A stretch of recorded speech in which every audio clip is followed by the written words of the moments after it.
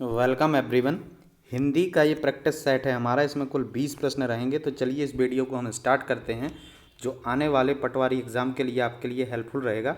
तो हमारा पहला प्रश्न है, किस आचार्य ने रस को इस प्रकार परिभाषित किया है? विभानुव्यभिचारी संयोग 10 निष्पत्ति। आपको बताना है किस आचार्य ने रस को इस प्रकार परिभाषित किया है। आचार्य विश्वनाथ ने, आचार्य भरत ने, आचार्य रामचंद्र शुक्ल ने, इनमें से कोई नहीं। तो विभानुव्यभिचारी संयोग 10 रस निष्पत्ति इस प्रकार जो है परिभाषित किया है आपका आचार्य भरत ने। तो ऑप्शन नंबर दूसरा आचार्य भरत आपका राइट हो जाएगा। अगला प्रश्न देखते हैं।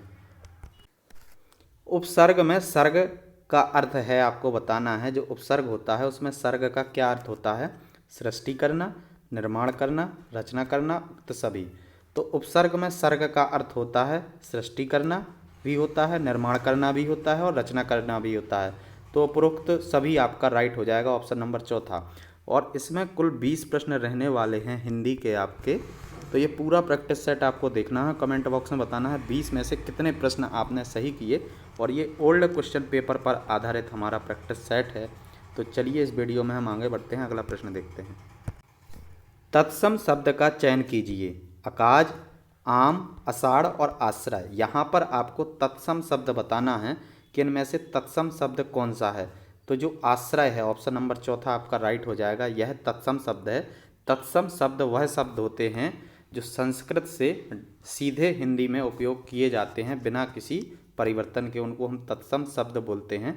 और आपको ऐसे याद रखना है, जब आप किसी शब्द को पढ़ते हैं और पढ़ने में यदि रुकावट आती है तो आपको समझ जाना है वो तत्सम शब्द है, संस्कृत से सीधे हम उसको हिंदी भाषा में उपयोग करते हैं। तो ऑप्शन नंबर चौथा आपका आश्रय राइट हो जाएगा। अगला प्रश्न देखते हैं। जो धातु या शब्द के अंत में जोड़ा जाता है उसे कहते हैं, आपको बताना है समास, अव्यय, उपसर्ग या प्रत्यय। तो यहाँ पर अंत में बोला गया है तो अंत में हम जोड़ते हैं प्रत्यय। तो ऑप्शन नंबर चौथा आपका प्रत्यय राइट हो जाएगा। यदि यहाँ पर अंत की जगह शुरुआत या प्रारंभ में पूछा होता तो उपसर्ग सही हो जाता। तो यहाँ पर शब्द के या धातु के अंत में पूछा हुआ है तो अंत में हम प्रत्यय लगाते हैं और शुरुआत में उपसर्ग लगाते हैं। तो अंत के लिए प्रत्यय, ऑप्शन नंबर चौथा राइट हो जाएगा। अगला प्रश्न देखते हैं। वर्णमाला कहते हैं शब्द समूह को, वर्णों के आकलन को, शब्द गणना को, वर्णों के व्यवस्थित समूह को। तो ऐसा क्वेश्चन यदि एग्जाम में आ जाता है, ये बहुत आसान क्वेश्चन है आपका। तो शब्द समूह तो हम कहते हैं, लेकिन यदि इससे अच्छा ऑप्शन आपके पास अवेलेबल है एग्जाम में, जैसे यहाँ पर चौथा ऑप्शन दिया हुआ है वर्णों के व्यवस्थित समूह को, तो इसको हम राइट मारेंगे। तो ऑप्शन नंबर चौथा वर्णों का व्यवस्थित समूह क्या हो जाएगा आपका? वर्णमाला हो जाएगा। ऑप्शन नंबर चौथा आपका राइट हो जाएगा। अगला प्रश्न देखते हैं। निम्न विकल्प में किसी एक की वर्तनी शुद्ध है, चयन कीजिए।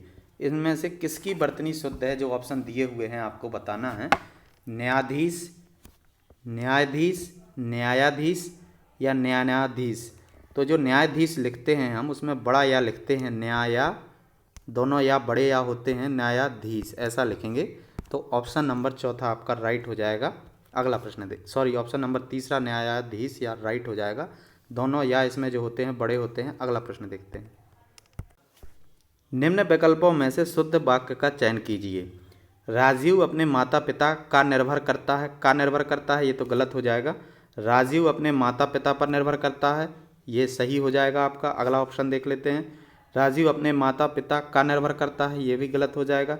राजीव अपने माता पिता पर निर्भर करता है, तो इसमें जो बेस्ट दिया हुआ है, यदि आपको शुद्ध वाक्य का चयन करना है तो सीधा सा हो जाएगा, राजीव अपने माता पिता पर निर्भर करता है। तो ऑप्शन नंबर दूसरा आपका राइट हो जाएगा। जब किसी भी प्रैक्टिस सेट को आप देखते हैं तो उसको पूरा देखें, और यदि किसी प्रश्न से रिलेटेड कोई डाउट है आपका तो आप कमेंट बॉक्स में बता सकते हैं। यहाँ पर ये जो है आपका राजीव अपने माता पिता पर निर्भर करता है, ये बहुत आसान प्रश्न था, शुद्ध वाक्य का चयन करना था। चलिए अगला प्रश्न देखते हैं। निम्नलिखित वाक्य के लिए उसके नीचे दिए गए विकल्पों में से वाक्य के प्रकार का चिन्हित करना है, चिन्हित कीजिए। ईश्वर करे तुम्हारा जीवन सुखमय हो। किसी ने बोला है कि ईश्वर करे तुम्हारा जीवन सुखमय हो। ऑप्शन दिया हुआ है विधिवाचक, संकेतवाचक, इच्छावाचक या संदेहवाचक। तो जैसे आप किसी को बोलते हैं कि ईश्वर करे तुम्हारा जीवन सुखमय हो, तो आप अपना इच्छावाचक वाक्य के अंतर्गत आ गए हैं, क्योंकि आपने उसको बोला है कि ईश्वर करे आपका जीवन सुखमय हो, आपने अपनी इच्छा बताई है उसके प्रति। तो ऑप्शन नंबर तीसरा आपका राइट हो जाएगा इच्छावाचक। चलिए अगला प्रश्न देखते हैं। आहुत का विलोम है अनाहुत, बिनाहुत, नाहुत, इनमें से कोई नहीं। तो आहुत का विलोम होता है आपका अनाहुत। तो ऑप्शन नंबर पहला ही आपका राइट हो जाएगा। अगला प्रश्न देखते हैं। निम्न प्रश्न के शब्द युग्म के सही अर्थभेद का चयन कीजिए। कर्म क्रम, आपको बताना है इनका अर्थ क्या है। काम सिलसिला, सिलसिला कर्म, कम सिलसिला या काम कम। तो जो कर्म होता है उसको हम काम भी बोल सकते हैं, और जो क्रम होता है उसको क्या बोल सकते हैं। क्रम मतलब ऐसे समझ लें आप एक के बाद एक, तो उसको हम सिलसिला बोल सकते हैं। तो ऑप्शन नंबर पहला ही आपका राइट हो जाएगा। अगला प्रश्न देखते हैं। जिस संज्ञा में केवल एक ही व्यक्ति का बोध हो वो कहलाती है जातिवाचक संज्ञा, व्यक्तिवाचक संज्ञा, भाववाचक संज्ञा या द्रव्यवाचक संज्ञा। तो आपको शब्दों को पकड़ना होता है। यहाँ पर दिया हुआ है एक ही व्यक्ति की बात हो तो उसको हम क्या बोल देंगे, व्यक्तिवाचक संज्ञा। तो ऑप्शन नंबर दूसरा आपका राइट हो जाएगा। तो यहाँ पर इस चैनल पर आप जब जाएंगे, चैनल पर क्लिक करेंगे तो प्लेलिस्ट बना दिया गया है। प्लेलिस्ट पर जाकर आप जीके, जीएस, मैनेजमेंट और मैथ के प्रैक्टिस बाइट वीडियो देख सकते हैं। प्लेलिस्ट पर जाकर आसानी से आप देख पाएंगे, ऐसे ही ओल्ड क्वेश्चन पेपर पर आधारित। तो यदि आपने पटवारी का प्रिपरेशन आप कर रहे हैं तो यहाँ पर ओल्ड क्वेश्चन पेपर पर आधारित ऐसे ही प्रैक्टिस सेट बनाए गए हैं, तो उनको आप देख लें। निश्चित ही एग्ज़ाम में यदि आप प्रैक्टिस सेट दे के जाते हैं तो आपको ज़रूर मदद मिलेगी। और यदि आपने अभी तक एग्ज़ाम रेडियस को सब्सक्राइब नहीं किया है तो इस चैनल को सब्सक्राइब कर लें और बेल आइकन को भी प्रेस कर लें, जिससे मैं प्रतिदिन जो भी वीडियो अपलोड करता हूं उसका नोटिफिकेशन आपको मिलता रहे। चलिए अगला प्रश्न देखते हैं। स्वर संधि के कितने भेद होते हैं। तो ये बहुत आसान क्वेश्चन है, 4, 3, 5, 8। तो आपको याद रखना है, बहुत आईएमपी प्रश्न है ये। स्वर संधि के 5 भेद होते हैं। तो ऑप्शन नंबर तीसरा आपका 5 राइट हो जाएगा। अगला प्रश्न देखते हैं। जिस समासिक पद का पहला पद प्रधान हो कहलाता है या कहलाती है द्वंद्व समास, अव्ययीभाव समास, तत्पुरुष समास, इनमें से कोई नहीं। तो द्वंद्व समास जो होता है इसके दोनों पद प्रधान होते हैं, तो ये तो गलत हो जाएगा, ये सही नहीं होगा। अव्ययीभाव, इसका प्रथम पद जो है अव्यय होता है और द्वितीय प्रधान होता है, तो ये भी सही नहीं होगा। और तत्पुरुष समास जो होता है उसका भी जो है पहला पद प्रधान नहीं होता है। वो आपको बताना है जिस समासिक पद का पहला पद प्रधान हो। तो जो ऑप्शन नंबर चौथा है आपका, इनमें से कोई नहीं आपका राइट हो जाएगा। चलिए अगला प्रश्न देखते हैं। विचित्र अथवा आश्चर्यजनक वस्तु या घटना को देखकर हृदय में कौतूहल या आश्चर्य का भाव उत्पन्न होता है, वह कौन सा रस होता है या उसे कौन सा रस कहते हैं, हम बताना है। विचित्र अथवा आश्चर्यजनक वस्तु या घटना को देखकर, तो आपको शब्दों को पकड़ना होता है। यहाँ पर लिखा हुआ है आश्चर्यजनक वस्तु या घटना को देखकर हृदय में जो कौतूहल या आश्चर्य उत्पन्न होता है। तो आश्चर्य की बात की जा रही है बार बार, तो सीधा सा आपको जो है इसमें जब आश्चर्य होता है तो उसको हम अद्भुत रस बोल सकते हैं। तो अद्भुत रस ऑप्शन नंबर दूसरा आपका राइट हो जाएगा। यदि आपने पढ़ रखा है तो ऐसे क्वेश्चन को आप आसानी से बना पाएंगे। अगला प्रश्न देखते हैं। अपकृत्य में उपसर्ग है, आपको बताना है। उप है, आ है, अप है, अनु है। तो जब भी आप उपसर्ग या प्रत्यय का प्रश्न करते हैं तो आपको उसमें से धातु को अलग करना होता है, मूल धातु को। तो यहाँ मूल धातु क्या है आपका, कृत्य है। तो कृत्य के बाद क्या बचा आपका, अप बचा।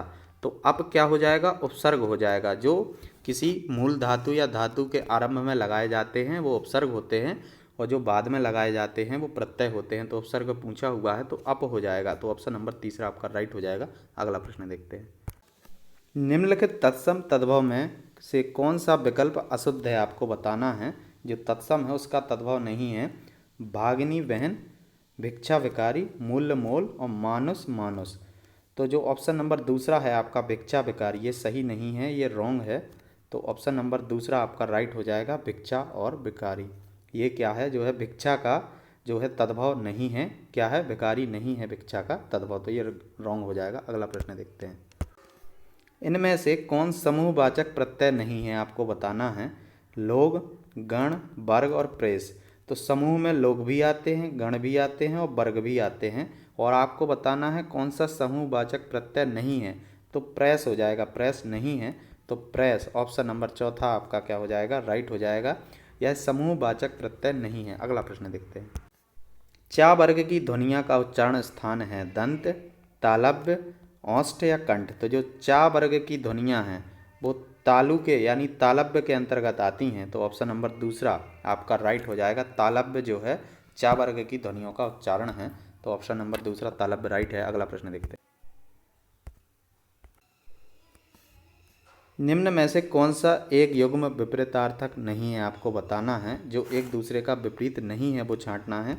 तो अनाथ का सनाथ हो जाता है, ये सही है। आदि का अंत हो जाता है, ये भी सही है। अग्रज का अनुज होता है, ये भी सही है। लेकिन अर्ध का उल्टा अपूर्ण नहीं होता है, ये गलत हो जाएगा। तो विपरीतार्थक नहीं है, अर्ध अपूर्ण। ऑप्शन नंबर तीसरा अर्ध अपूर्ण राइट हो जाएगा। अगला प्रश्न देखते हैं। निम्न शब्द युग्म के विकल्पों में कौन एक युग्म सही नहीं है? गलत युग्म का चयन करना है आपको।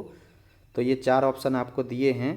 छत्र छात्र, सूची सूची, भाग्य दुर्भाग्य, तरंग तुरंग। तो ये चार ऑप्शन आपको दिए हुए हैं। इनमें से कौन सा युग्म सही नहीं है आपको बताना है कमेंट बॉक्स में। ये 20 नंबर का प्रश्न है, आखिरी क्वेश्चन है हमारे प्रैक्टिस सेट का। तो इस क्वेश्चन का आंसर आपको कमेंट बॉक्स में बताना है। यदि किसी प्रश्न से रिलेटेड आपका कोई डाउट है तो वो भी आप कमेंट बॉक्स में बता सकते हैं। और यदि आप इस चैनल पर जाकर मैनेजमेंट जीके जीएस के ऐसे ही ओल्ड क्वेश्चन पेपर पर आधारित प्रैक्टिस सेट देखना चाहते हैं तो प्लेलिस्ट पर जाएं। आप चैनल पर जाकर प्लेलिस्ट पर जाएं और वहां से आप जीके जीएस मैनेजमेंट के ऐसे ही ओल्ड क्वेश्चन पेपर पर आधारित प्रैक्टिस सेट देख पाएंगे। इस वीडियो को हम समाप्त करते हैं। यदि आपने अभी तक एग्जाम रेडियस को सब्सक्राइब नहीं किया है तो इस चैनल को सब्सक्राइब कर लें। इस चैनल से आपको निश्चित ही मदद मिलेगी। Thanks for watching.